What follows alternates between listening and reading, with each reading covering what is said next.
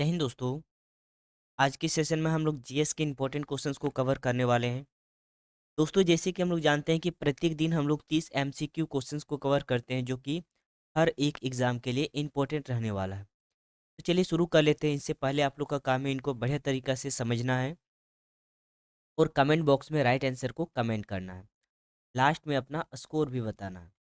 देखिए, क्वेश्चन आप लोग के सामने है कि रॉकेट किस सिद्धांत पर कार्य करता है। रॉकेट जो लॉन्च करता है वो कौन से सिद्धांत पर कार्य करता है? ऊर्जा संरक्षण, बर्नौली प्रमेय, अवोगाड्रो परिकल्पना या फिर संवेग संरक्षण। तो देखिए, रॉकेट जो है वो सिद्धांत पर कार्य करती है संवेग संरक्षण का। ऑप्शन नंबर डी इसका राइट आंसर होगा। अगला क्वेश्चन देखिएगा। नेक्स्ट वन है कि अश्व यदि एकाएक चलना प्रारंभ कर दे तो अश्वरोही के गिरने की आशंका का कारण है।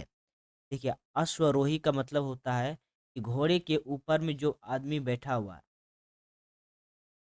उनका गिरने का आशंका किनके कारण होता है? जड़त्व आघूर्ण, द्रव्यमान का संरक्षण नियम के कारण, विश्राम जड़त्व के कारण या फिर गति का तीसरे नियम के कारण। तो देखिए, गति का तीसरा नियम तो एक्शन रिएक्शन लो होता है, क्रिया प्रतिक्रिया, ये नहीं होगा। तो देखिए, इसका राइट आंसर हो जाएगा विश्राम जड़त्व का नियम, यानी कि गति का प्रथम नियम लॉ ऑफ इनर्शिया के कारण ही इकाई चलना प्रारंभ करता है तो व्यक्ति पीछे की ओर गिरने का कंसा रहता है। अगला क्वेश्चन देखिए। चलती हुई बस जब अचानक ब्रेक लगता है या ब्रेक लगाती है तो उसमें बैठे हुए यात्री आगे की दिशा में गिरते हैं। इसके किसके द्वारा समझाया जा सकता है? ठीक है, इनको किसके द्वारा समझाया जा सकता है? तो सापेक्षता सिद्धांत के द्वारा, न्यूटन का पहला नियम, न्यूटन का दूसरा नियम या न्यूटन का तीसरा नियम। तो देखिए, ये रहा आपका न्यूटन का प्रथम नियम के कारण। ऐसा इसीलिए होता है क्योंकि देखिए, सीट में जो व्यक्ति बैठा हुआ है, ठीक है, सीट में जो व्यक्ति बैठा हुआ है, तो एक्चुअल में जब सीट के कनेक्ट में आदमी जब बैठा होता है तो उसका कमर से पीछे वाला जो पोर्शन होता है वो रहता है स्थिर कंडीशन में, ठीक है ना। और जब अचानक सा देखिए, सॉरी, आ देखिए, व्यक्ति का कमर के नीचे का जो पोर्शन होता है वो सीट से कनेक्ट रहता है।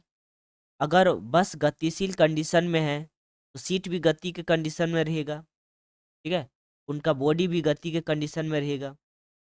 लेकिन अचानक से जब ब्रेक लगता है तो बस के साथ साथ सीट भी विरामावस्था में आ जाता है और इसके कांटेक्ट में जो आपका कमर के नीचे वाला जो भाग है जिससे सीट कनेक्टेड है, ये पोर्शन भी स्थिर अवस्था में आ जाता है। लेकिन ऊपर का जो भाग है वो स्थिर की अवस्था में नहीं आता है, इसीलिए वो अचानक से आगे की ओर, ठीक है, झुक जाता है। और अचानक से बस अगर चलती है तो पीछे की ओर झुकता है। ये न्यूटन का प्रथम नियम बताता है, जिनको कहेंगे लॉ ऑफ इनर्शिया या फिर जड़त्व का नियम। अगला क्वेश्चन देखिएगा कि बल का गुणनफल है द्रव्यमान और वेग का, द्रव्यमान और त्वरण का, भार और वेग का या फिर भार और त्वरण का। बल किनका गुणनफल है? तो द्रव्यमान और त्वरण, F बराबर द्रव्यमान और त्वरण होता है, इनके गुणनफल ही बल कहलाता है। ठीक है, अगला क्वेश्चन देखिएगा। शरीर का वजन पृथ्वी की सतह पर सभी जगह एक समान होता है, ध्रुव पर अधिकतम होता है, विषुवत रेखा पर अधिकतम होता है या मैदानों की तुलना में पहाड़ियों पर अधिक होता है? बताइएगा, शरीर का वजन किस प्रकार से है? तो देखिए, ध्रुव पर अधिक होता है, विषुवत रेखा पर कम होता है। क्लियर है? शरीर का वजन ध्रुव पर अधिक होता है, ये आपका ग्रेविटेशनल फोर्स के कारण है। नेक्स्ट क्वेश्चन देखिएगा। किसी मनुष्य का भार पृथ्वी पर यदि 600 न्यूटन है तो चंद्रमा पर उसका भार कितना होगा?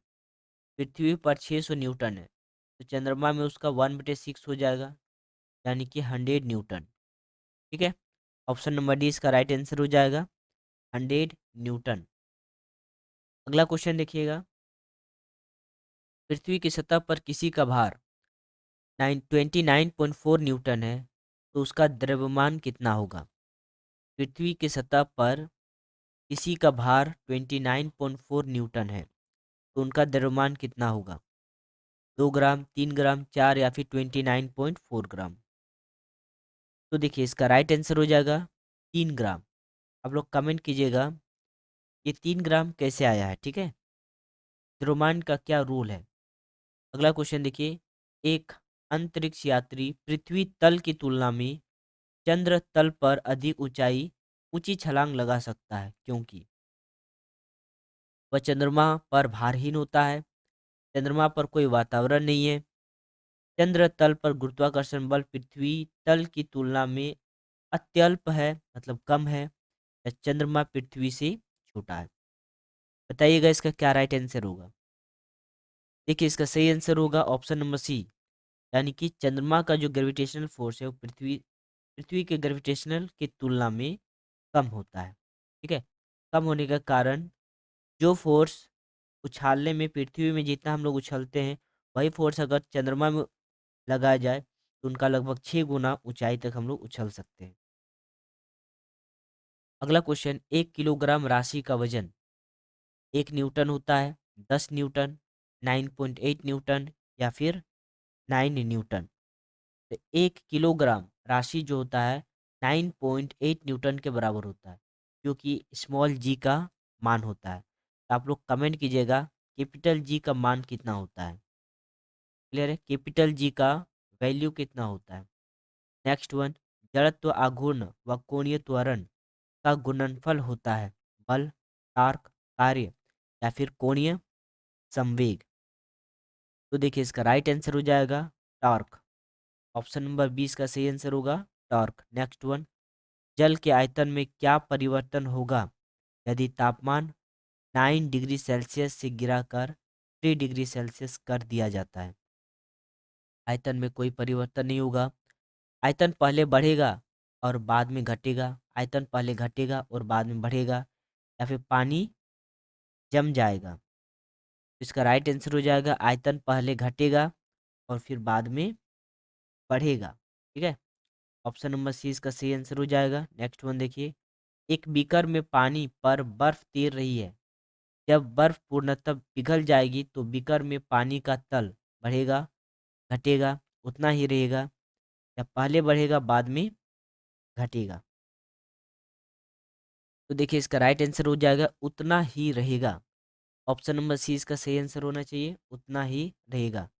नेक्स्ट वन, जब किसी बोतल में पानी भरा जाता है और उसमें जमने दिया जाता है तो बोतल टूट जाती है, क्योंकि जब किसी बोतल में पानी भरा जाता है और उसे जमने दिया जाता है तो बोतल टूट जाती है, क्योंकि पानी जमने पर फैलता है, बोतल हिमांक पर सिकुड़ती है, बोतल के बाहर का तापमान अंदर से ज़्यादा होता है, या पानी गर्म करने पर फैलता है। तो देखिए इसका राइट आंसर हो जाएगा पानी जमने पर फैलता है, ठीक है। तो ए इसका राइट आंसर हो जाएगा। नेक्स्ट वन देखिएगा, कि सड़क पर चलने की अपेक्षा बर्फ पर चलना कठिन है, क्योंकि बर्फ पर चलना क्यों कठिन है। क्योंकि बर्फ सड़क से सख्त होती है, सड़क बर्फ से सख्त होती है। जब हम अपने पैर पर धक्का देते हैं तो बर्फ कोई प्रतिक्रिया व्यक्त नहीं करती है, या बर्फ में सड़क की अपेक्षा घर्षण कम होता है। तो देखिए घर्षण कम होता है, घर्षण कम होगा तो स्लिप ज़्यादा करेगा, जिसके कारण बर्फ पर चलना बहुत ज़्यादा कठिन होता है कंपैरिजन टू सड़क। तो डी इसका राइट आंसर हो जाएगा। नेक्स्ट वन देखिएगा, एक नदी में चलता हुआ जहाज समुद्र में आ जाता है, तब जहाज का स्तर पहले जितना होगा, थोड़ा ऊपर आएगा, थोड़ा नीचे आएगा, या फिर ऊपर या नीचे होगा, जो हमें पड़े हुए भार पर निर्भर करता है। तो क्या होगा इसका राइट आंसर। देखिए नदी का पानी जो होता है वो मीठा होता है और समुद्र का पानी खारा होता है। अगर ऐसा देखा जाए तो नदी का डेंसिटी कम होता है कंपेरिजन टू समुद्र के पानी के डेंसिटी से। तो समुद्र का पानी का डेंसिटी ज़्यादा होने के कारण वो थोड़ा सा ऊपर आ जाएगा। ठीक है, कौन आएगा? जहाज। ऑप्शन नंबर 20 का राइट आंसर हो जाएगा। अगला क्वेश्चन देखिएगा कि लोहे की कील पारे में क्यों तैरती है जबकि यह पानी में जाती है? लोहे की पारे से रासायनिक क्रिया की प्रवृत्ति पानी की तुलना में कम होने के कारण, या लोहे का भार पानी से अधिक है तथा पारे में कम है, लोहे का घनत्व तो पानी से अधिक है तथा पारे से कम है, या पारा पानी से भारी है? तो देखिए इसका राइट आंसर हो जाएगा कि लोहे का घनत्व पानी से अधिक है तथा पारे से कम। ठीक है, अगला क्वेश्चन देखिएगा, पानी का घनत्व अधिकतम होता है कब? डेंसिटी अधिक होता है क्यों? कब होता है? 100 डिग्री सेल्सियस पर, 4 डिग्री सेल्सियस, 0 डिग्री या -4 डिग्री सेल्सियस? तो देखिए पानी का घनत्व अधिक होता है 4 डिग्री सेल्सियस पर। तो याद रखिएगा, इंपॉर्टेंट क्वेश्चन है, 4 डिग्री सेल्सियस। अगला क्वेश्चन देखिएगा कि वस्तु की मात्रा बदलने पर अपरिवर्तित रहेगा आयतन, भार, द्रव्यमान या फिर घनत्व? वस्तु की मात्रा बदलने पर अपरिवर्तित रहेगा, इनमें से क्या? तो जो डेंसिटी होता है, घनत्व होता है, ये अपरिवर्तित रहता है। अगला क्वेश्चन देखिएगा, समुद्र में पलवन करते आइस बर्फ आइसबर्ग जो है का कितना भाग समुद्र की सतह से ऊपर रहता है?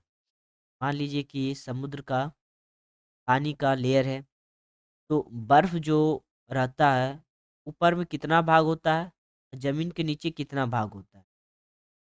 ठीक है, 1/9, 1/10, 1/6 या फिर 1/4? तो देखिए इसका राइट आंसर हो जाएगा 1/10। ऊपर में 1 होता है, नीचे 10 भाग होता है। ठीक है, 1/10 भाग, मतलब 10 में से 1 भाग ऊपर रहता है। अगला क्वेश्चन, बर्फ के दो टुकड़ों को आपस में दबाने पर टुकड़े आपस में चिपक जाते हैं क्योंकि? दाब अधिक होने से बर्फ का गलनांक घट जाता है, दाब अधिक होने से बर्फ का गलनांक बढ़ जाता है, दाब अधिक होने से बर्फ का गलनांक पहले घटता है फिर बढ़ता है, या फिर दाब व गलनांक में कोई संबंध नहीं है? तो देखिए इसका राइट आंसर हो जाएगा कि दाब अधिक होने से बर्फ का गलनांक घट जाता है। ऑप्शन नंबर ए इसका राइट आंसर हो जाएगा, बर्फ का गलनांक घट जाता है। नेक्स्ट वन देखिएगा, हवाई जहाज से यात्रा करते समय पेन की स्याही निकल जाती है या निकलने लगती है क्यों? वायु दाब में कमी के कारण, वायु दाब में वृद्धि के कारण, स्याही के आयतन में वृद्धि के कारण, या फिर अत्यधिक भार के कारण? क्या होगा इसका राइट आंसर? तो देखिए इस क्वेश्चन का राइट आंसर हो जाएगा ऑप्शन नंबर ए, वायु दाब में कमी के कारण। जैसे जैसे हम लोग ऊंचाई तक जाते हैं तो एटमॉस्फेरिक प्रेशर और वायु दाब जो होता है वो कम होता है, और यही प्रेशर कम होने के कारण ही कलम की जो स्याही होता है वो निकलने लगता है। अगला क्वेश्चन देखिएगा, ऊंचाई की जगहों पर पानी 100 डिग्री सेल्सियस से नीचे के तापमान पर ही उबलता है क्यों? तो क्योंकि वायुमंडलीय दाब कम हो जाती है तथा उबलने का बिंदु नीचे आ जाता है, क्योंकि गुरुत्वाकर्षण कम होता है, या पर्वत पर भारी हवाओं के कारण, या उपयुक्त में से कोई नहीं? तो देखिए कम डिग्री सेल्सियस पर ही, यानी 70 से 80 डिग्री सेल्सियस पर ही पानी उबलना स्टार्ट होता है, क्योंकि एक तो एटमॉस्फेरिक प्रेशर कम होता है और दूसरा है कि क्वथनांक बिंदु नीचे आ जाता है। ठीक है, ये क नंबर इसका राइट आंसर, ए नंबर इसका राइट आंसर हो जाएगा। अगला क्वेश्चन देखिए कि साबुन के बुलबुले के अंदर का दाब वायुमंडलीय दाब से अधिक होता है, वायुमंडलीय दाब से कम होता है, वायुमंडलीय दाब के बराबर होता है, या फिर वायुमंडलीय दाब का आधा होता है? बताइएगा। साबुन के बुलबुले के अंदर हवा का जो प्रेशर होता है वो एटमॉस्फेरिक प्रेशर से अधिक होता है। ठीक है, ए नंबर इस क्वेश्चन का राइट आंसर होगा। नेक्स्ट वन देखिएगा कि वायु दाब मापी की रीडिंग में अचानक गिरावट इस बात का संकेत है कि मौसम? देखिए वायु दाब मापी का जो रीडिंग होता है अचानक सा गिर जाता है, इसका क्या संकेत है? तो स्थिर तथा शांत होगा, वर्षा युक्त होगा, ठंडा होगा या तूफानी होगा? तो देखिए तूफानी इस क्वेश्चन का राइट आंसर होगा। तूफान का ही संकेत होता है। अगला क्वेश्चन देखिए कि प्रेशर कुकर में खाना जल्दी पकता है क्योंकि अधिक दाब पर पानी कम तापमान पर उबालने लगता है, अधिक दाब पर पानी अधिक तापक्रम पर उबालने लगता है, 100 डिग्री से पानी 100 डिग्री सेल्सियस पर ही उबलता है लेकिन अधिक दाब पर ऊष्मा की मात्रा अधिक होती है, या कुकर के अंदर संवहन धाराएं उत्पन्न हो जाती है। तो देखिए इसका राइट आंसर हो जाएगा कि अधिक दाब पर पानी अधिक तापक्रम पर उबलने लगता है। ठीक है, ऑप्शन नंबर 20 का सही आंसर हो जाएगा। अगला क्वेश्चन देखिए कि हाइड्रोजन से भरा रबड़ का गुब्बारा वायु में ऊपर जाकर फट जाता है क्योंकि हाइड्रोजन का भार बढ़ जाता है, वायु दाब बढ़ जाता है, हाइड्रोजन का दाब घट जाता है या फिर वायु वायु दाब घट जाता है। देखिए इसका राइट आंसर हो जाएगा वायु दाब घट जाता है। ऑप्शन नंबर डी इसका सही आंसर होना चाहिए, वायु दाब घट जाता है। अगला क्वेश्चन, सूर्य में निरंतर ऊर्जा का सृजन किस कारण होता रहता है? नाभिकीय संलयन, नाभिकीय विखंडन, रेडियो सक्रियता या कृत्रिम रेडियो सक्रियता? तो देखिए इसका राइट आंसर हो जाएगा नाभिकीय संलयन। ठीक है, ऑप्शन नंबर ए इसका राइट आंसर होगा नाभिकीय संलयन। अगला क्वेश्चन देखिए कि चाबी भरी घड़ी में कौन सी ऊर्जा होती है? गतिज ऊर्जा, स्थितिज ऊर्जा, यांत्रिक ऊर्जा या फिर संचित ऊर्जा? चाबी भरी घड़ी में कौन सी ऊर्जा होती है? तो स्थितिज ऊर्जा इसका राइट आंसर होगा। ऑप्शन नंबर बी इसका सही आंसर होगा। अगला क्वेश्चन देखिए, जब हम रबड़ के गद्दे वाले सीट पर बैठते हैं या गद्दे पर टहलते हैं तो उसका आकार परिवर्तित हो जाता है, ऐसा पदार्थ में पाया जाता है? गतिज ऊर्जा, स्थितिज ऊर्जा, संचित ऊर्जा या विखंडन ऊर्जा? तो देखिए इसका राइट आंसर हो जाएगा स्थितिज ऊर्जा। ऑप्शन नंबर बी इसका सही आंसर होगा, स्थितिज ऊर्जा। अगला क्वेश्चन देखिए कि निम्नलिखित में किस में गतिज ऊर्जा नहीं है? चलती हुई गोली में, बहता हुआ पानी में, चलता हथौड़ा में, खिंचा हुआ धनुष में? इसमें गतिज ऊर्जा नहीं है। तो खिंचा हुआ धनुष में गतिज ऊर्जा नहीं है। क्लियर है, खिंचा हुआ धनुष में गतिज ऊर्जा नहीं है। तो मिलते हैं दोस्तों नेक्स्ट क्लास। Thank you.